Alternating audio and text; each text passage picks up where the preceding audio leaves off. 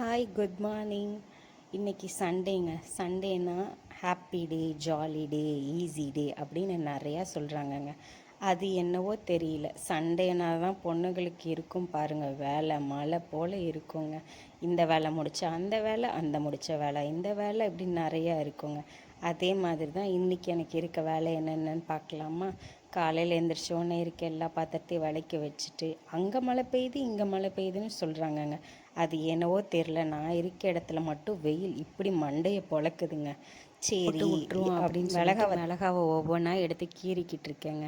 இந்த மிளகாவை கீறி முடிக்காதுக்குள்ளே ஐயையோ அப்பப்பா கீறி முடிச்சிடலாம் போலங்க. ஆனால் இடையில இந்த வேர்த்து கொட்டுறதில்ல, எங்கே மூஞ்சில் இன்னையோ இல்லை கண்ணில் இன்னும் தேய்ச்சிட்டோம், அவ்வளவுதான். சரி, அது ஒரு பக்கம் இருக்கட்டுங்க. தயிர் எடுத்துக்கோங்க, கொஞ்சம் உப்பு, அப்புறம் நம்ம நல்லா அதை மிக்ஸ் பண்ணிவிட்டு வெட்டி வச்சுருக்க பச்சை மிளகாய் இருக்குல்ல, அதையும் போட்டு நல்லா அங்கிட்டு ஒரு பரட்டு இங்கிட்டு ஒரு பரட்டு, அப்படி ஒரு பரட்டு இப்படி ஒரு பரட்டுன்னு எல்லா பக்கமும் பரட்டி எடுத்துடணுங்க.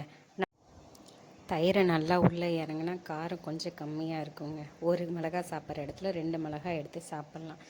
பழைய சாதத்துக்கு மோர் மிளகா கடிச்சிக்கிறது அதுவும் ஒரு தனி டேஸ்ட்டு தானே. அது என்னவோ தெரியல, இந்த வெயில் காலம் வந்தால் மட்டும்தான் போட்டு வைக்க தோணுதுங்க. இதை நல்லா பரட்டி எடுத்துகிட்டு என்ன பண்ணோம் அப்படின்னா, ஒரு பிளேட்டில் எடுத்து போட்டு நல்லா காய வச்சிடலாங்க. அது நல்லா வெயிலில் காறிட்டு ஒரு 4 நாள் கழித்து பார்த்தோம் அப்படின்னா, இதை நல்லா ஒரு 4 டேஸ்க்கு வெயிலில் காய வச்சுட்டு, இதில் ஒரு விளையாட்டு விளையாடலாங்க. என்ன தெரியுமா? வெளியே உள்ளன்ற மாதிரி வெயிலில் காய வச்சு நேற்று மிஞ்சி போன பழைய சாதம் இருந்ததுங்க. அதில் கொஞ்சம் சீரகம், அப்புறம் தேவையான அளவு மிளகாத்தூள் போடணும். எவ்வளோ காரம் எவ்வளவோ அதுக்கேற்ற மாதிரி மிளகாத்தூள் போட்டுட்டு, கொஞ்சம் போல் தேவையான அளவு உப்பையும் போட்டு நல்லா மிக்ஸ் பண்ணுங்க.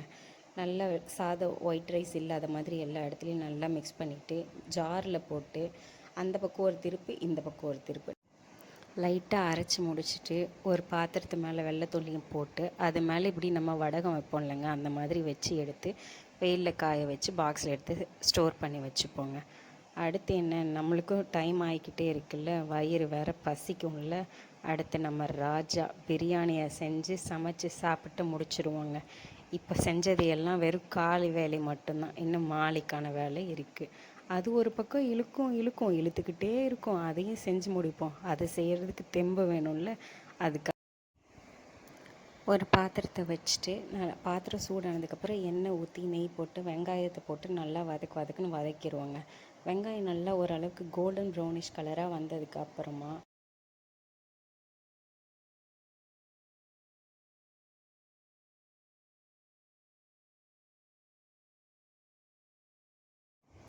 தேவையான அளவு இஞ்சி பூண்டு பேஸ்ட்டையும் போட்டு நல்லா வதக்குன்னு வதக்குவோங்க.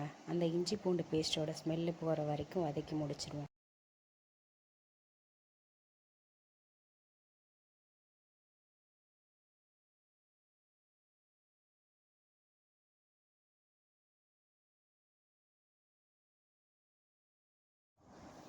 அப்புறம் கொஞ்சம் போல் தேவையான அளவு தக்காளி, அதையும் போட்டு நல்லா வதக்குவாங்க. அப்புறம் ஒரு 2 பச்சை மிளகாய், கொஞ்சோண்டு கொத்தமல்லி, கொஞ்சம் புதினா, அதையும் போட்டு நல்லா வதக்குவோம். கொஞ்சம் போல் பிரியாணி மசாலா வீட்டில் ரெடி பண்ண அதையும் போட்டுட்டு, கொஞ்சம் மிளகாத்தூள், தேவையான அளவு உப்பு, அதையும் போட்டு நல்லா வதக்குவாங்க. நல்லா எண்ணெய் பிரிஞ்சு வரணும். கொஞ்சம் போல் தயிரையும் போட்டு நல்லா மிக்ஸ் பண்ணுவோம். அது ஒரு பக்கம் மிக்ஸ் ஆகட்டும். அப்புறமா கழுவி க்ளீன் பண்ணி வச்சுருக்க சிக்கனை எடுத்து போட்டு அதையும் நல்லா மிக்ஸ் பண்ணுவாங்க.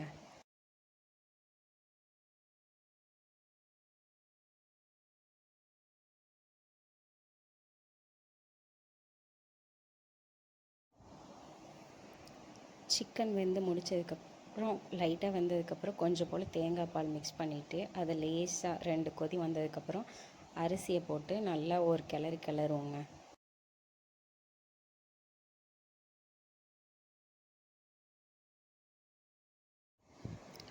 லாஸ்ட்டாக லெமன் கொஞ்சம் புழிஞ்சு விட்டுட்டு மூடி வச்சுருவோம். அது ஏனோ தெரியல, கை எண்ணெய் பிசுக்காக இருக்கிறனால லெமன் 2 வாட்டி உளுந்து விளாண்டுக்கிட்டு இருக்கேன். அப்புறம் முட்டையும் வேக போட்டு அவிச்சு எடுத்துருவாங்க. முடிஞ்சிடுச்சு. சண்டே பிரியாணி இன்றைக்கி ஒரு பொடி.